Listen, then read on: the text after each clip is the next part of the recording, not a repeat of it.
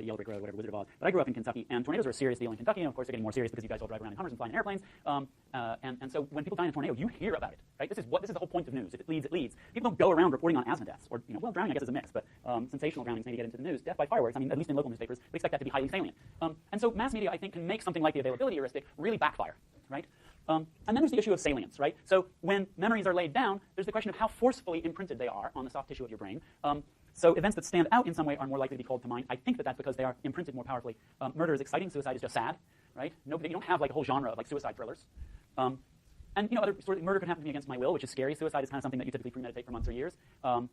Also, yeah. So suicide is very complicated. But so retrievability, salience, and there's you can think about lots of other reasons why one thing might be easier to bring to mind than another. In terms of public policy, I have a nasty feeling that this is actually kind of a big deal, right? So where do I have this comment? Yeah, so people often comment on, like, we get obsessed with plane crashes, right? Oh my God, the probability of death is terrible. I get onto an airplane, I'm gripping the handrest. The reality is the probability of dying in a plane crash is trivial. It's tiny. The probability of dying when you step out into a crosswalk is much higher, right? But what? It's scary. Oh, I know, I can't stand it. But I happened to be walking across the crosswalk between here and my office one day when a woman heading back just hit a pedestrian in the crosswalk. Yeah, it was messy. So that it turns out that that's actually much more frequent, but it's not in our minds because it's not sort of the salience of that kind of accident is not sort of warped by the media. Yeah.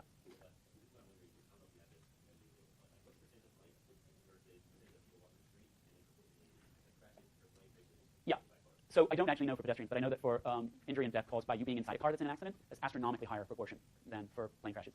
It's like bizarre. If you could commute from here to your home by airplane, you should do it.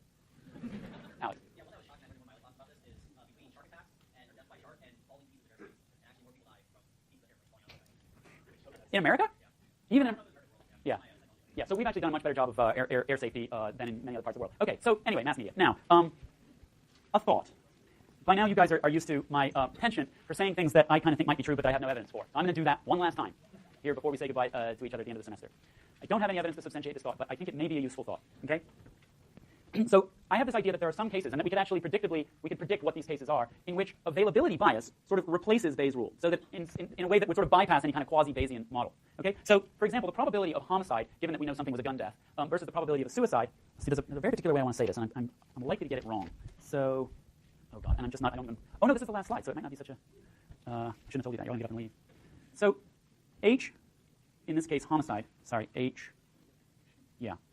So the hypothesis homicide is sort of, yeah. And we're back at the beginning of the, my big fear is that the main outcome of this entire semester is that you're all going to go out and buy an Apple product.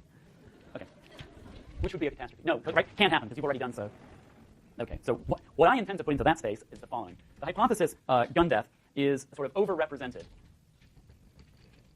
among instances of I. So this is a situation where we look at the signal and we immediately go and retrieve a particular hypothesis based on its availability, right? So yeah, because when we see the signal gun death in the media, it's almost always a homicide, right? You don't have CSI like the suicide branch that I know of. Back in the 80s, there was this fabulous string of movies called the Faces of Death series, which was contrary to what I just said, but I think in general in mass media, the signal gun death usually is overrepresented with the hypothesis homicide. And then there are cases, and so what that's doing is it's saying, right, I'm trying to evaluate the probability of homicide given that I see the signal gun death. And rather than doing some base rate neglecty kind of quasi-Bayesian type of thing, I'm just saying, oh, to heck with it, I'm just going to go and retrieve the hypothesis that comes to mind most quickly, right? I'm not, this is something that doesn't involve bits and pieces of Bayes' rule, like neglecting a base rate or overinflating the conditional probabilities and so forth. And then I think that there are other situations in which availability bias influences Bayes' rule. Okay? So in the example that I've given you in the problem set, right, the problem set was an extension of the whole stop and frisk policy.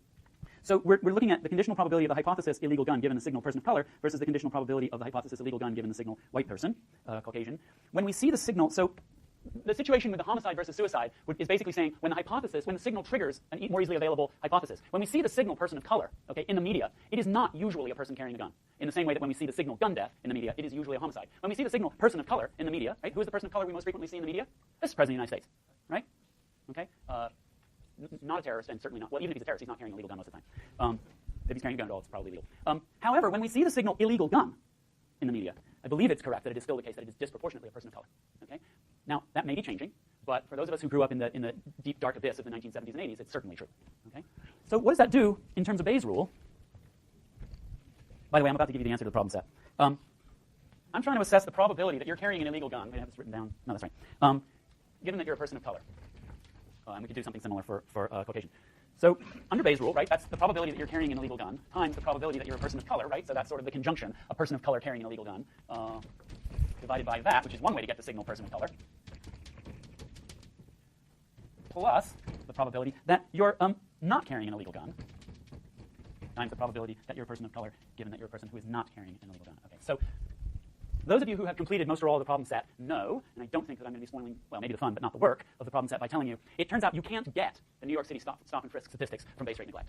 Okay? So if we're sort of using a quasi-Bayesian framework to try to model different kinds of heuristics and biases, whatever it is that's driving either the police department or individual police officers to apparently inflate the probability of a person of color carrying an illegal gun compared to the probability of a white person carrying an illegal gun, it turns out mathematically, within a quasi-Bayesian modeling framework, it can't be that the thing they're ignoring is just the base rate. Now, they might be ignoring the base rate. They might be ignoring the fact that there's just not that many people out there carrying illegal guns, but if that's the case, that would cause them to inflate both the probability of a white person carrying an illegal gun and the probability of a person of color carrying an illegal gun. And I can prove that to you mathematically. I'm not going to, and because that's just how base rate neglect works. So if I'm clinging to this quasi-Bayesian approach, which for the moment I'm going to, that suggests that the problem must lie here, in this reverse proportional conditional probability, the proportion of illegal gun toters who are people of color.